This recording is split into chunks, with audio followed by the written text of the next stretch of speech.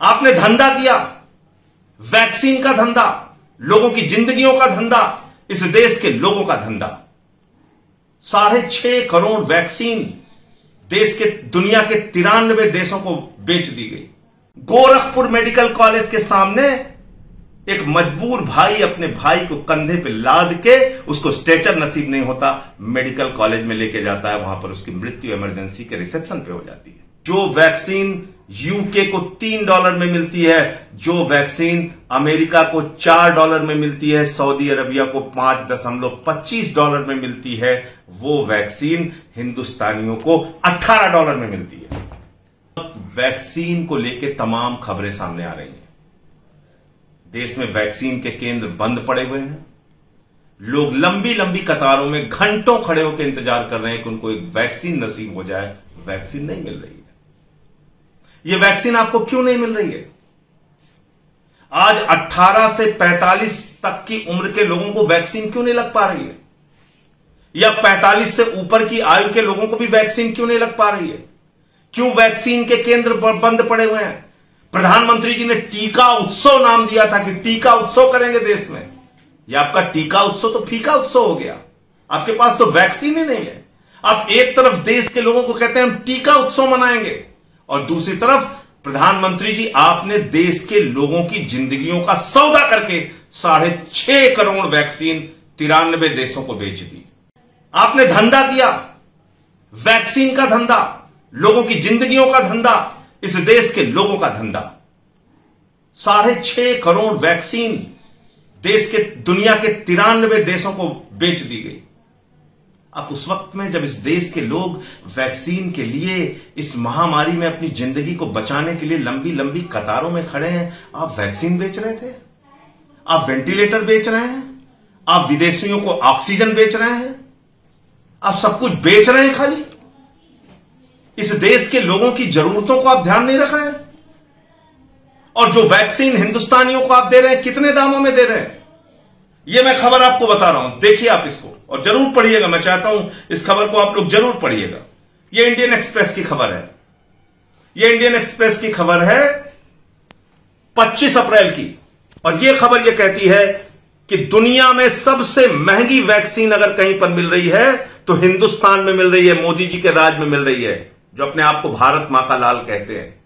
उनके राज में सबसे ज्यादा महंगी हिंदुस्तान में वैक्सीन मिल रही है सीरम इंस्टीट्यूट के द्वारा। और यही सीरम इंस्टीट्यूट, यही कोविडशील्ड, ये वैक्सीन सऊदी अरबिया को मिलती है $5.25 में। साउथ अफ्रीका को कितने में मिलती है? $5.25 में। अमेरिका को कितने में मिलती है? $4 में। बांग्लादेश को कितने में मिलती है? $4 में। ब्राजील को कितने में मिलती है? $3.15 में। यूके को कितने में मिलती है? $3 में। यूरोपियन यूनियन को कितने में मिलती है? $2.15 में और $3.50 में।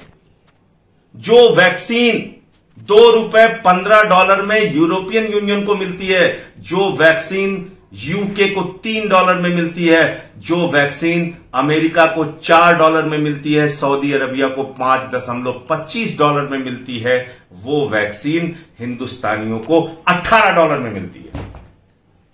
अगर आप किसी प्राइवेट हॉस्पिटल में वैक्सीन लगवाने जाएंगे तो आपको ₹1200 देने हैं। केंद्र सरकार को यही वैक्सीन ₹150 में मिलती है, राज्य सरकार को ₹400 में मिलती है। प्राइवेट हॉस्पिटल में ₹1200 आपको देने पड़ते हैं। क्यों हो रहा है ये? और बार बार आपके साथ ही क्यों होता है ये? नोटबंदी करके आपको लंबी लंबी कतारों में बैंक के सामने खड़ा कर दिया जाता है। महामारी आती है तो बेड की कतारों में खड़ा कर दिया जाता है। आरटीपीसीआर की जांच की कतारों में खड़ा कर दिया जाता है। वेंटिलेटर पाने की कतारों में खड़ा कर दिया जाता है। और तो और आपके घर में किसी की मृत्यु हो जाए तो शमशान की कतारों में खड़ा कर दिया जाता है। अब तो शमशान भी नसीब नहीं हो रहा है आपको। अब तो 62 लाशें बलिया में गंगा नदी में पाई गई हैं, गाजीपुर में लाशें पाई गई हैं, हमीरपुर की नदी में लाशें पाई गई हैं। और उन लाशों को कुत्ते, कौवे, चील नोच रहे हैं, अधजली लाशों को खा रहे हैं। यह दृश्य देखने को मिल रहा है हमें। ये भारतीय जनता पार्टी का न्यू इंडिया है। यह देश के प्रधानमंत्री इस देश के लोगों के साथ कर रहे हैं। यह हो रहा है उत्तर प्रदेश में। अब जाके हालात देखिए। गोरखपुर मेडिकल कॉलेज के सामने एक मजबूर भाई अपने भाई को कंधे पे लाद के, उसको स्ट्रेचर नसीब नहीं होता, मेडिकल कॉलेज में लेके जाता है। वहां पर उसकी मृत्यु इमरजेंसी के रिसेप्शन पे हो जाती है। ये हो रहा है, ये हकीकत है। जागिए आप, जागना पड़ेगा आपको। सवाल पूछने पड़ेंगे कि प्रधानमंत्री जी बताओ, जिस वक्त देश के लोगों को निःशुल्क मुफ्त में वैक्सीन देने की जरूरत थी, आपने 20,000 करोड़ रुपए के लिए अपना मोदी महल, संसद का नया भवन, मैं भी संसद का सदस्य हूं, जो हमारा संसद भवन है बहुत अच्छा है, बहुत विशाल है, उसकी तारीफ पूरी दुनिया में होती है। कौन सी जरूरत है आपको नया संसद भवन बनाने की? इस समय देश में महामारी है, आपका महल बन रहा है, सेंट्रल विस्टा के नाम पे आपका प्रोजेक्ट चल रहा है। आपको शर्म नहीं आती प्रधानमंत्री जी? 35,000 करोड़ रुपए आपने रखे बजट के अंदर वैक्सीन लगवाने के लिए। कहां गया वो 35,000 करोड़ रुपए? 35,000 करोड़ रुपए में तो पूरे देश के लोगों को निःशुल्क वैक्सीन लग जाती। कहां गया वो 35,000 करोड़ रुपए? आप उसको भी छोड़ दीजिए। आपने सांसदों की 2 साल की सांसद निधि काट दी, बहुत अच्छा काम किया। चलिए, 8,000 करोड़ रुपए आपने 2 साल का काट लिया। वो 8,000 करोड़ रुपए कहां गया? अरे कम से कम सांसदों से आप, जो उनके क्षेत्र के लोग थे, उनको कह देते आप फ्री में वैक्सीन लगवाओ अपने यहां। इतनी मदद वो लोग कर पाते नहीं। आपने कहा नहीं, सारा पैसा हम ले लेंगे। ले लिया, बहुत अच्छी बात की। 8,000 करोड़ रुपए कहां गए? वो क्यों नहीं इस देश के लोगों को निःशुल्क वैक्सीन लगाने के लिए खर्च किया जाता? क्यों नहीं आईसीयू के बेड बनाने के लिए खर्च किया जाता? क्यों नहीं मास्क के लिए खर्च किया जाता? क्यों नहीं सैनिटाइजर के लिए खर्च किया जाता? आज एक जवान के बेटे की मैं तस्वीर देख रहा था। सूबेदार अशोक कुमार है, जो चीफ वार्ड मास्टर वहां का। चीफ वार्ड मास्टर ने हमको मना कर दिया। हमारा खुद का हायर एम्बुलेंस जो हमने करना चाहता था, वो मना कर दिया उसको हायर करने से। उसने अपनी एम्बुलेंस मेरे को दी। इसमें 2 डेड बॉडीज आई हैं, जो कि 14,000 में आई हैं। 14,000 में। यहाँ से मिलिट्री हॉस्पिटल सिर्फ 7 to 8 किलोमीटर हैं बस, और 14,000 रुपए लिए उसने।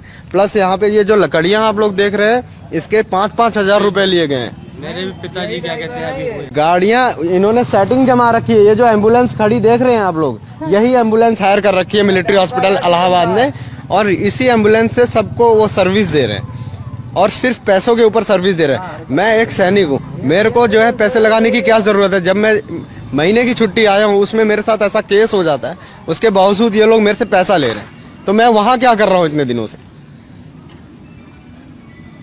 ड्यूटी कर रहे हैं, बॉर्डर पे मर रहे हैं, और घर में अगर कोई बात होती है, किसी परिवार वाले कुछ होता है, तो उसके साथ ऐसे इस तरीके से व्यवहार किया जाएगा, तो उसको ऑन ड्यूटी मतलब क्या है? आर्मी में ड्यूटी कर रहा है मतलब क्या है? उसको पता नहीं, वहाँ के कमांडेंट को पता नहीं कि क्या हो रहा है नीचे नीचे, और सूबेदार हवलदार ये लोग पैसा खा रहे हैं और घूस खा रहे हैं। प्रयागराज के घाट पे उसको 7,000 रुपए अपनी दादी की डेड बॉडी लाने के लिए देना पड़ता है, 20,000 रुपए लकड़ियों का देना पड़ता है। ये हो रहा उत्तर प्रदेश में। और जो उसकी दादी की डेथ हुई है, उनके पति 35 साल तक फौज में रहे, लेफ्टिनेंट होकर रिटायर हुए, जिसकी 3 पीढ़ियां फौज में अपना जीवन लगा दे रही हैं, बॉर्डर पे अपनी जान देने के लिए तैयार हैं। आज उन परिवारों के साथ उत्तर प्रदेश के अंदर ये हो रहा है। तो इसलिए साथियों, जगना होगा। सवाल पूछने पड़ेंगे कि बलिया के अंदर 62 लाशें गंगा नदी में क्यों मिली? गाजीपुर में लाशें क्यों मिली? हमीरपुर में नदियों में लाशें क्यों मिली? क्या कोविड से मरने वाले भाइयों को कफन नसीब नहीं होना चाहिए? अंतिम संस्कार की व्यवस्था नहीं होनी चाहिए? उनको शमशान भी नसीब नहीं हो? तुम तो शमशान बनाने की बात कर रहे थे। तुम तो कह रहे थे शमशान बनाना है, शमशान बनाना। अब तो तुम शमशान भी नहीं दे पा रहे हो लोगों को। शर्म आती है। उठिए, जागिए। इस सरकार पर जो बेशर्म हो चुकी है, उससे सवाल पूछिए। इंकलाब जिंदाबाद।